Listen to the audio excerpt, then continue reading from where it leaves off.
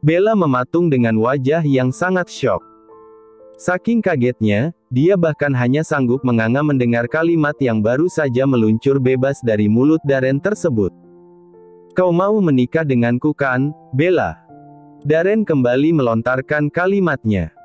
Di tengah resah wajahnya yang menunggu jawaban Bella, Darren berusaha kuat untuk mengendalikan dirinya. Dia tidak bisa menahan dirinya lagi. Jika membiarkan terlalu lama hubungan ini terombang-ambing dalam ketidakpastian, Darren takut dia akan kehilangan Bella lagi.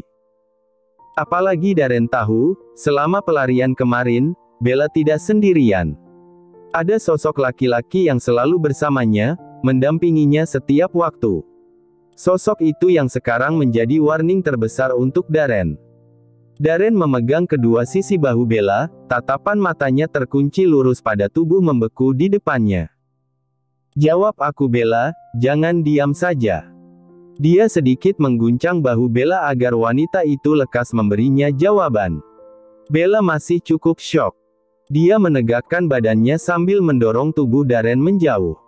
"Aku tidak bisa," jawab Bella akhirnya. Dia mendudukkan tubuhnya dengan perasaan kacau luar biasa. Jawabannya sontak membuat pria di hadapannya menegang. Darren mengetatkan rahang dan mencoba kuat untuk mengendalikan emosinya. "Masa itu sudah lewat Tuan. Aku tidak mau jatuh dalam lubang yang sama. Aku sudah tidak mengharapkan apapun dari Tuan dan hubungan kita yang dulu." Bella berusaha keras menahan sesak di dadanya. Dia cukup senang mendengar lamaran Darren tadi, tapi Bella sadar dia dan Darren datang dari dunia yang sangat jauh berbeda. Laki-laki ini mungkin benar sudah berubah seperti pengakuannya, tapi siapa yang bisa menjamin hatinya tidak akan dikecewakan lagi? Darren terlalu banyak menorehkan trauma pada hidup Bella.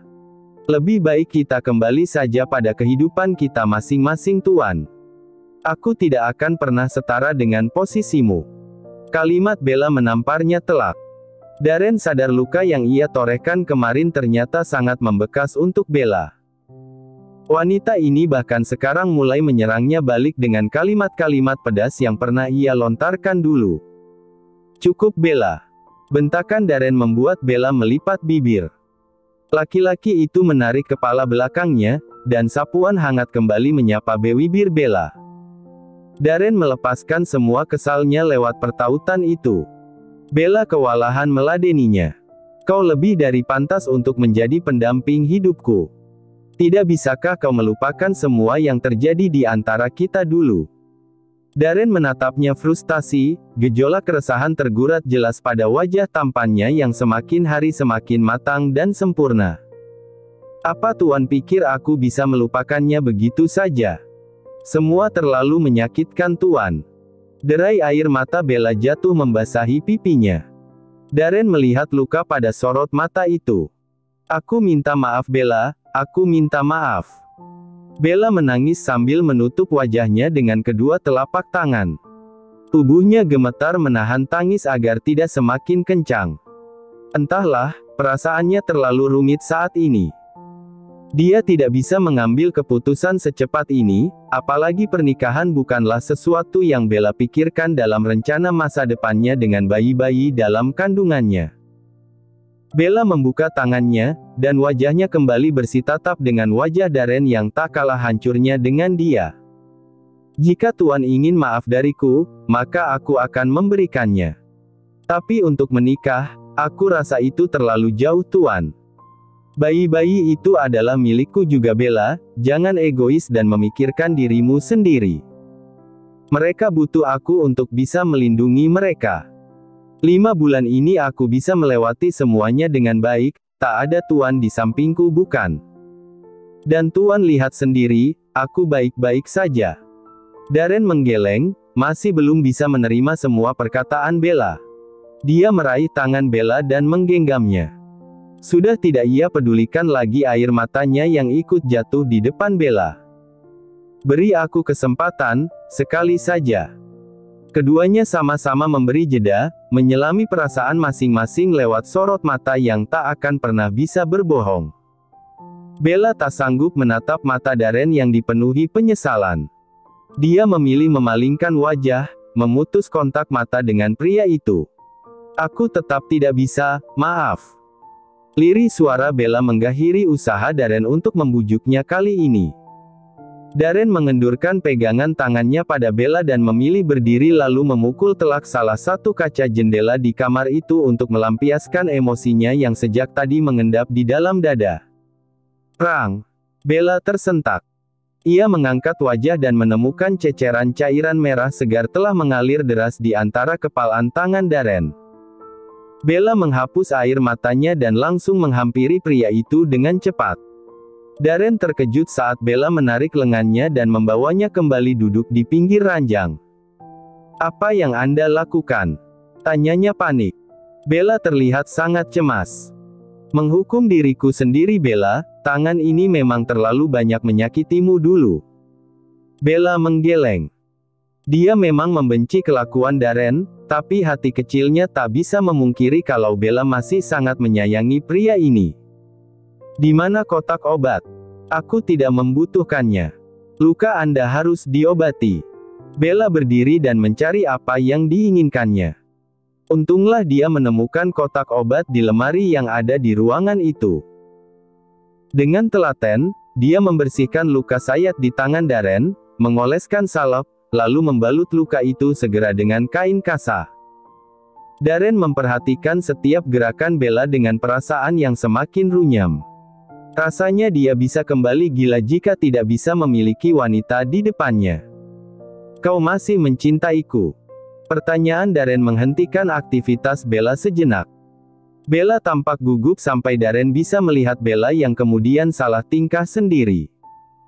Bella hendak berdiri, tapi Darren langsung menarik tangannya dan menjatuhkan tubuhnya di atas pangkuannya. "Tuan." Bella terkejut dengan kedua kelopak mata yang melebar. "Jawab pertanyaanku, kau masih mencintaiku?" Darren menyipitkan mata, mencoba mencari jawaban dalam mimik gugup di depannya. Bella langsung menarik tubuhnya menjauh. Ia turun segera dari pangkuan laki-laki itu. "Itu tidak penting," sahut Bella. "Bagiku penting. Sangat important." Darren kembali berdiri dan menghampirinya. Dia memegang pergelangan tangan Bella dengan erat. Manik abunya mengunci rapat netra coklat milik Bella. Bella terdiam beberapa saat. Sepertinya dia harus segera menghentikan semua ini. Dia harus segera memikirkan alasan untuk lepas dari Darren. "Perasaanku sudah mati Tuan, bersama rasa sakit yang pernah Anda berikan saat itu, puas." Bella mengangkat dagunya, berusaha kuat menyempurnakan aktingnya dengan memasang wajah penuh kebencian. Darren ternganga. Dia menggeleng sambil merenggangkan pegangan tangannya pada Bella. Terlihat wajahnya begitu syok mendengar jawaban wanita itu. "Kau bohong, kau pasti berbohong Bella." Tolak Darren, tak mau percaya begitu saja. "Aku tidak berbohong, itulah kenyataannya.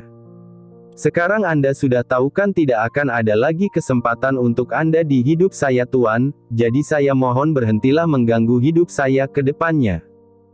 Bella menahan agar air matanya tak kembali jatuh.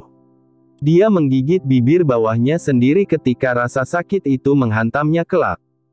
Dia terpaksa harus mengatakan kebohongan ini demi melindungi hatinya dari pria seperti Darren. "Aku mohon biarkan aku pergi kali dari sini." Bella menyambar tasnya dan sudah berlari ke arah pintu kamar. "Bella tunggu."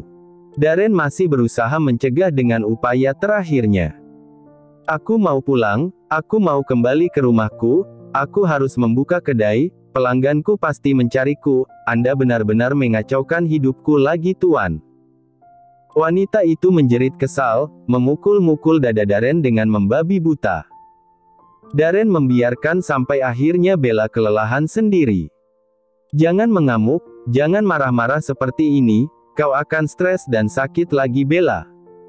Darren memeluk wanitanya meski Bella menunjukkan penolakan. "Aku mau pulang, Hicks." Tangis Bella kembali pecah dalam pelukan Darren. Darren akhirnya mengangguk. Sekeras apapun Bella menyangkal semuanya, dia yakin Bella masih mencintainya dan dia juga yakin masih ada kesempatan untuknya merebut hati Bella kembali. Dan untuk itu, Darren akan mulai berdamai dengan egonya sendiri. Baiklah, aku akan mengantarmu pulang, jangan menangis lagi Bella. Darren akhirnya memilih mengalah kali ini. Dia tidak mau kesehatan Bella kembali drop karena pertengkaran hebat ini. Mobil mewah milik Darren berhenti di alamat yang dituju. Bella makin tak percaya sebelum ia menyebutkan alamatnya. Darren ternyata sudah tahu lebih dulu soal tempat tinggalnya. Bella turun dan langsung berjalan masuk ke rumahnya tanpa menghiraukan laki-laki di belakangnya. Sekarang aku sudah sampai di rumahku, pulanglah. Bella mengusir tanpa basa-basi. Dia masih memunggungi Darren yang berdiri di belakangnya. Darren melembutkan tatapannya ke arah Bella. Dia tahu dia pantas mendapatkan ini. Perlakuan yang diberikan Bella belum sebanding dengan perlakuan kejamnya dulu pada wanita ini. Jadi, apapun yang akan Bella lakukan padanya, Darren akan berusaha menerimanya dengan lapang dada. Tidak ada siapapun di rumah, apa kau baik-baik saja tinggal sendiri di sini? Darren memastikan sebelum benar-benar pergi dari hadapan Bella. Dia melihat sekitar. Hanya ada beberapa bangunan rumah lain yang jaraknya cukup berjauhan dengan rumah Bella. Aku baik-baik saja, pergilah.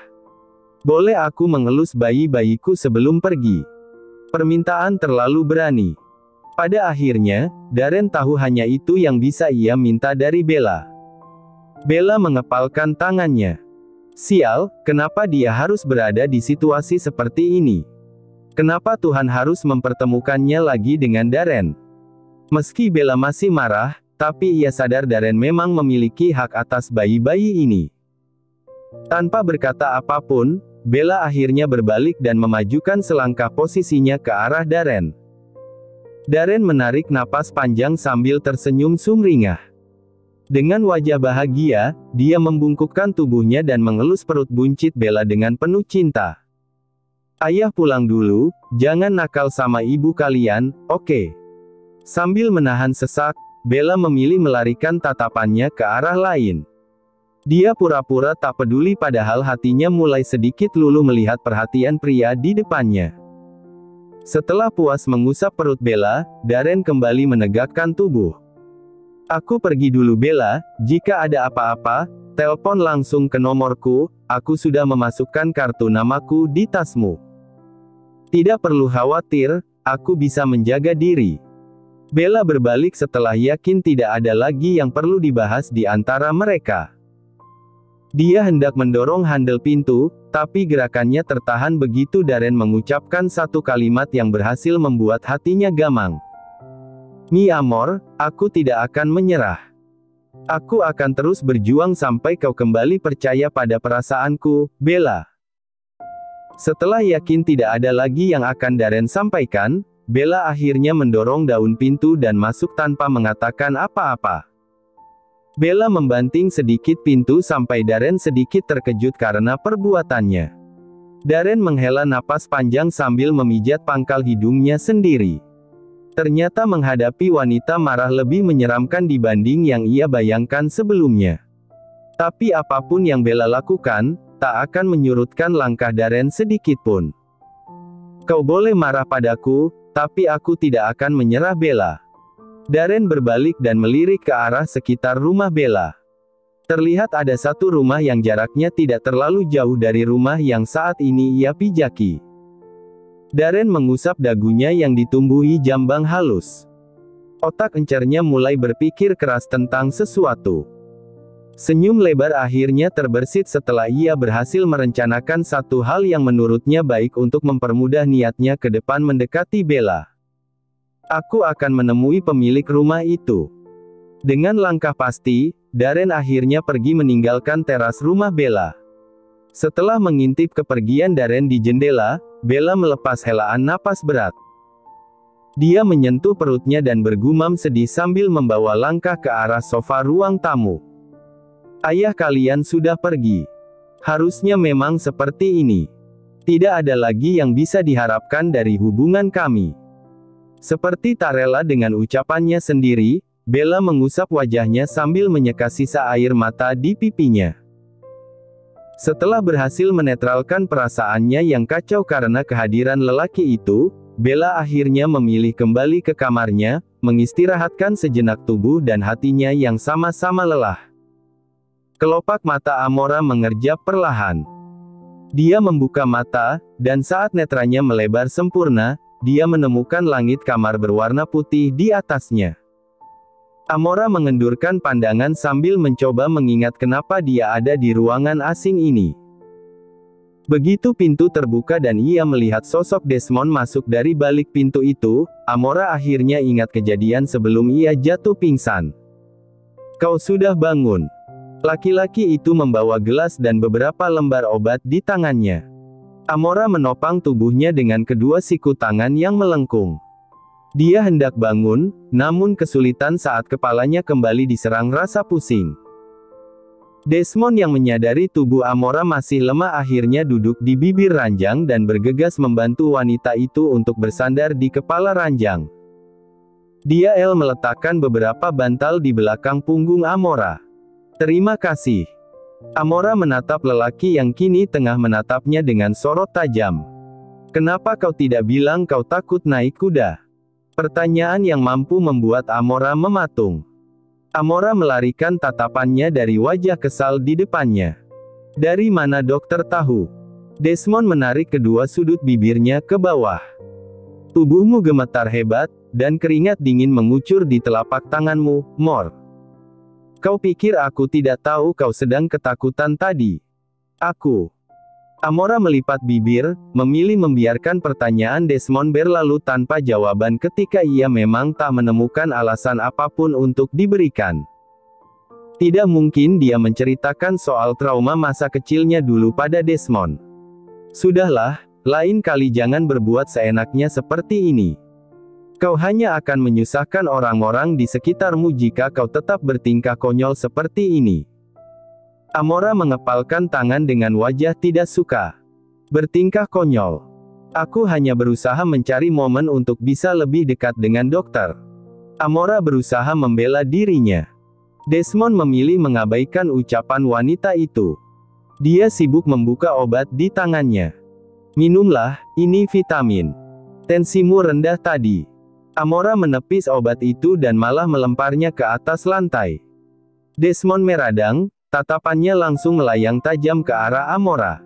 "Apa sebenarnya maumu?" "Aku ingin dokter memberiku kesempatan untuk kita." Desmond menyipitkan mata, kesabarannya semakin menipis saat ini. Anak manja yang bahkan dalam hidupnya tak pernah merasa kesulitan mana bisa memahami penderitaan orang lain. Desmond yakin Amora hanya terobsesi sesaat pada dirinya. "Kita. Sudah kubilang Amor, jauhi aku jika kau tidak ingin terkena masalah nantinya. Aku bukan lelaki yang cocok untukmu. Kau nona muda, bisa mendapatkan siapapun dengan mudah bukan? Maka carilah pria yang sempurna di luar sana untuk menjadi kekasihmu.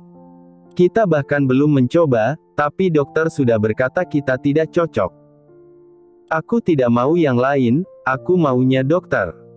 Rengekan Amora membuat kuping Desmond panas. Akhirnya Desmond mengangkat tangannya dan menggebrak sisi ranjang dengan satu pukulan keras. Amora berjengit kaget, lalu menatap pria di depannya dengan wajah syok. "Dokter."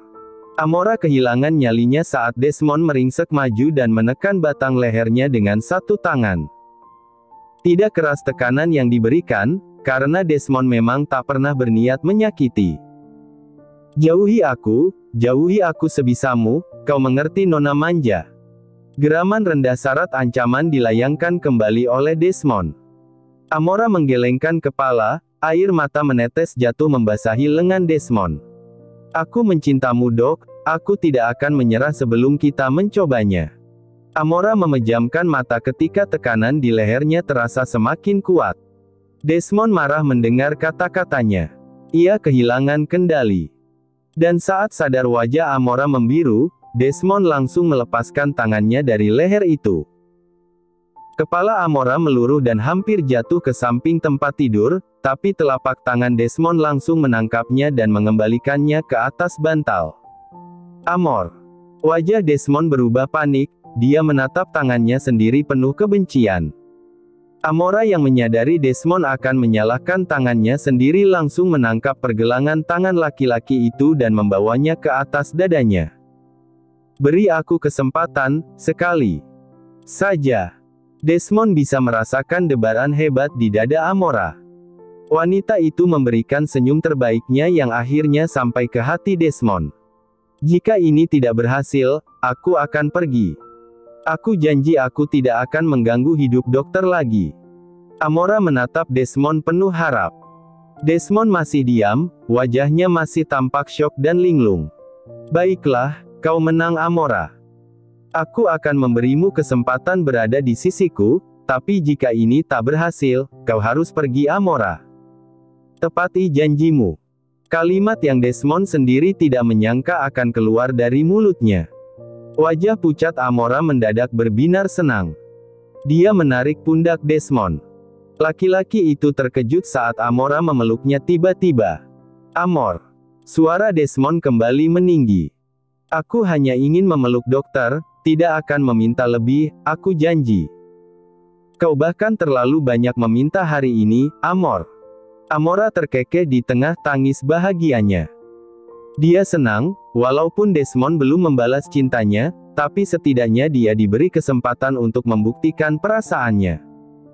Aku akan membuat dokter jatuh cinta padaku.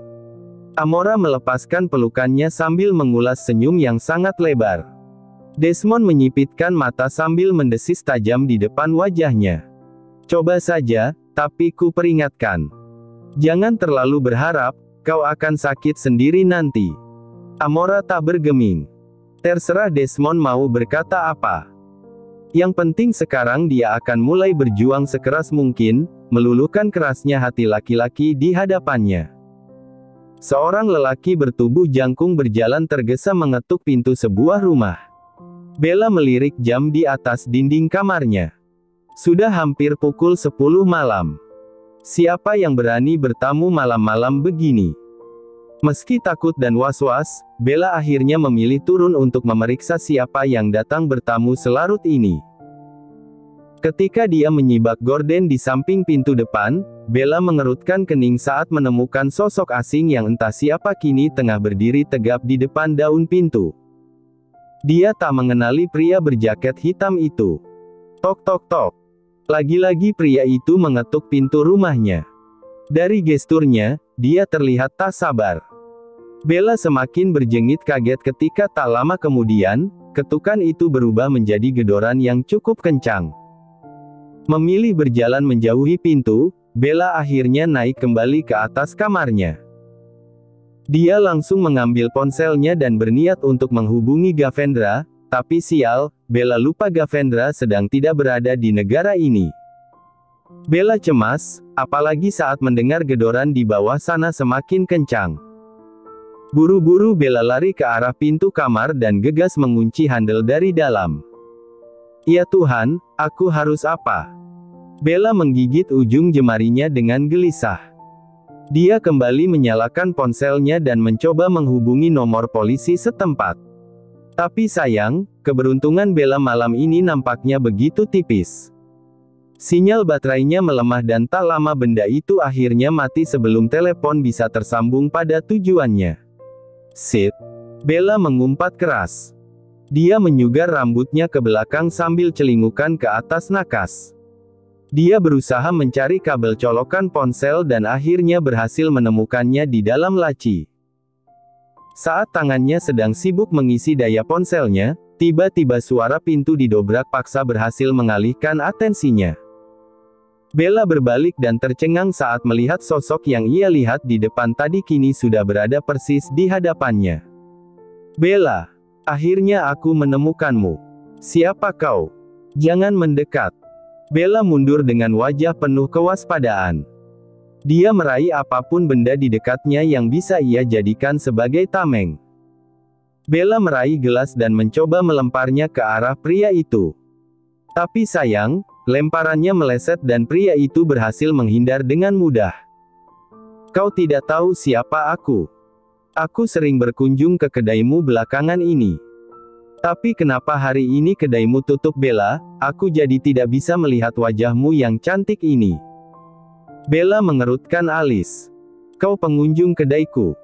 Bella mencoba mengingat, tapi rasanya dia tidak pernah melihat sosok pria ini. Ya, aku selalu menggunakan kupluk saat ke kedaimu. Aku diam-diam mengagumimu Bella. Bella menggeleng. Jangan bergurau. Siapapun kamu, aku mohon pergilah. Kamu tidak lihat aku sedang hamil. Bella menunjuk ke arah perutnya yang besar. Pria itu malah tertawa.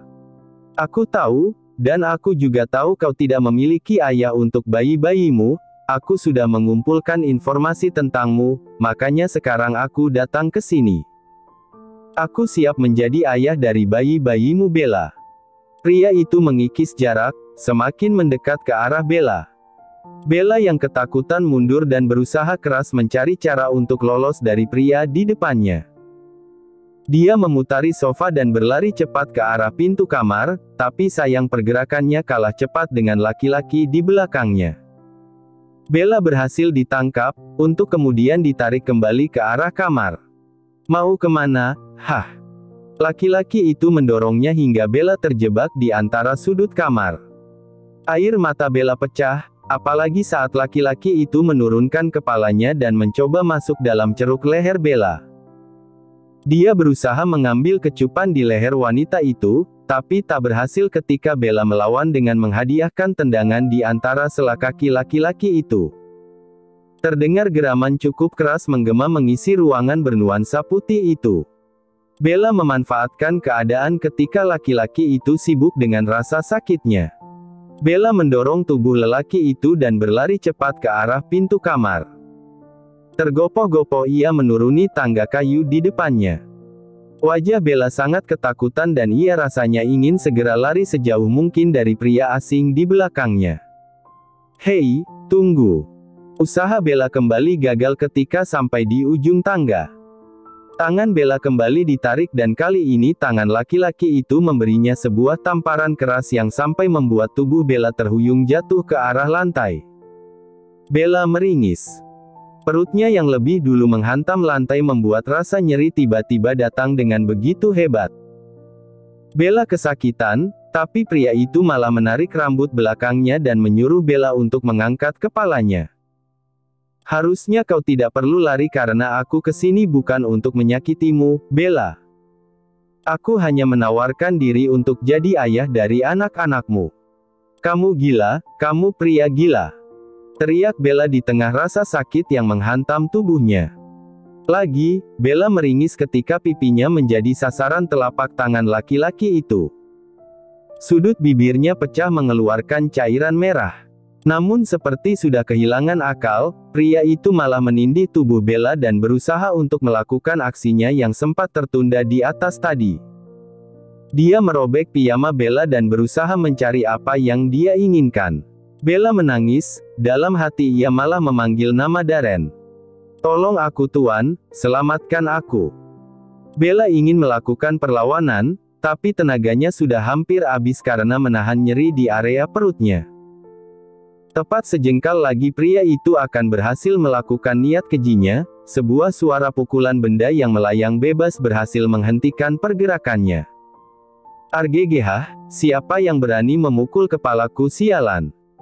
Laki-laki yang berada di atas Bella mengambil ponsel yang hancur karena dihantamkan kuat ke kepalanya. Dia menoleh cepat ke arah pintu dan terkejut saat menemukan sosok laki-laki dengan netra hazel mematikan yang sedang menatap nyalang ke arahnya. Cepat bangun dari wanitaku, atau aku akan menghancurkan seluruh isi kepalamu dengan tanganku sendiri.